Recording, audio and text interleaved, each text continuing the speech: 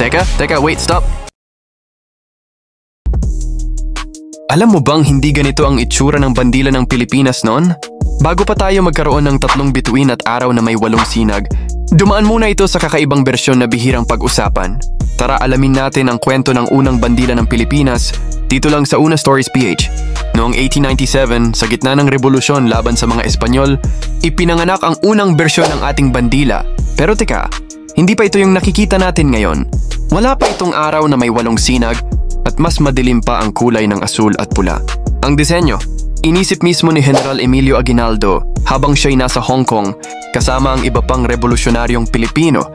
Sa Hong Kong din, tinahi ito ni Marcela Agoncillo, ang kanyang anak na si Lorenza at si Delfina Herbosa de Natividad, pamangkin ni Dr. Jose Rizal. Ginamit nila ang sutlang tela at sa loob lang ng ilang araw, natapos nila ang simbolo ng pag-asa at kalayaan ng bawat Pilipino. May mukha pa ang araw noon at ang 3 bituin ay kumakatawan sa Luzon, Visayas at Mindanao. Hunyo 12, 1898, Kawit, Cavite. Unang iwagayway ang bandila sa balkonahe ni Aguinaldo.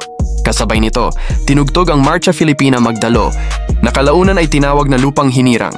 Sa araw na yon, hindi lang kalayaan ang ipinagdiriwang, kundi ang pagkakaisa ng buong bansa sa ilalim ng iisang watawat.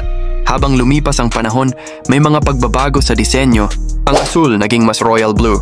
Ang araw tinanggalan ng mukha. Pero ang kahulugan na natili, asul para sa kapayapaan, pula para sa tapang, at araw na sumisimbolo sa liwanag ng ating kalayaan.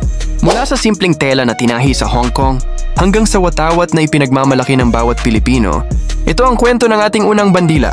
Kaya kung gusto mo pa ng mga kwentong ganito, mga unang pangyayari sa kasaysayan ng Pilipinas, huwag kalimutang i-like, i-share at i-follow ang Una Stories PH.